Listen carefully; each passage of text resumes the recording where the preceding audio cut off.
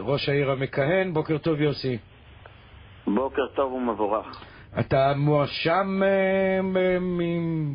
בטח מהכיוון של אלי יריב, אבל לפני כן בוא תסביר לנו בדיוק את הדיאלוג שמתקיים בינך לבין שלומי לחיאני. האם אתה מין בובת קש שלו, או שאתה מועמד עצמאי ומלא? אני לא רוצה להתייחס לעניין של בובה, זה פשוט מצחיק. בובה גם לא מדברת, אגב, אתה מדבר איתי כרגע. אני רוצה לומר לך דבר אחד. יש פה תנועת המונים של תושבים, מעל 10,000 פעילים שמגיעים אלינו כל יום למטה ורוצים לפעול לטובת העניין, רוצים להמשיך את העשייה. שלומי לחיאני הוא אחד הפעילים המרכזיים שלי. אבל אנחנו מבינים מתוך הדברים, גם מהכתבה בערוץ השני וגם מהדברים עכשיו של אלי יריב, הכתבה הציגה את שלומי לחיאני לא כפעיל שלך, אלא כמי שמניע את המערכת. שלומי לחיאני הוא פעיל מרכזי שלי בבחירות. יריב מומחה לעשות מניפולציות של בחירות. האם אשתו של שלומי לחיאני מנהלת מטה הבחירות? ודאי. אז הוא לא פעיל מרכזי, אז אנחנו מטה הבחירות. אני חייב לומר לך דבר אחד. יריב מומחה לעשות מניפולציות בכל מערכות הבחירות שהיו. הוא מניפולטור בצורה בלתי רגילה. אני מחזיק בידיי עיתון מהבוקר שהופץ הבוקר, שהעיתון הזה שלעצמו מהווה הפרה של בית משפט, של צו בית משפט. הסקרים שרשומים בעיתון הוצאו נגדם צו.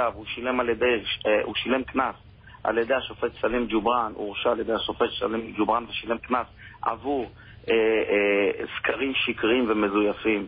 הוא קיבל צו גם לא לפרסם את זה שוב. לכן אני אומר, כל הדברים האלה, הוא עד כדי כך מניפולטור שהוא רושם בעיתון הזה שהוא דחה הצעה שלי שירד מאמרות ויהיה סגן שלו. הרי ברור לך שכל אלי יריב ביקש להיות סגן שלך בתמורה לא, הוא רשם בעיתון שאני דחיתי הצעה שלו לפרוש מאמרות ומונה לסגנו. הבנתי, אוקיי. זה מניפולציות. בוא תגיד לי את שורת הסיכום שלך, אנחנו חייבים לסיים את השידור הזה. אני רוצה לומר לך שמדובר באדם מסוכן ופלילי. הבן אדם הזה בנה בנייה לא חוקית וצפצף על צו שיפוטי והצליח להכניס את אשתו בקומבינה לתוך כתב האישום כשהיא הורשעה ל3.5 חודשי מאסר על תנאי. הוא בנה את היכל התרבות, היה שותף לבניית היכל התרבות, הוא היה בוועדת היגוי ששם נעלמו 70 מיליון שקלים. עד היום לא יודעים להסביר את זה. ואני טיפלתי בנושא הזה של אולם התרבות שלכם, אז זה לא הוא היה, אלא היה סגי ראש העיר הקודם. הוא היה בוועדת ההיגוי, ואני רוצה לומר לך עוד דבר. כן, אחרון. עקב אי סדרים כספיים מההסתדרות בבת ים, יש דוח וניתן לשאול. טוב, לא, אנחנו לא נגמור עם זה. אני מבין, אתם כל אחד עם נייר הרשאות אחד על השני. אני נורא מקווה, יוסי בכר. הוא מדבר על המניפולציות, אני מדבר על עובדות. כל הדברים האלה ניתן לבדוק. יש את המנכ"ל. יוסי, אני חייב לסיים. אנחנו כבר ב-30 השניות האחרונות של השידור.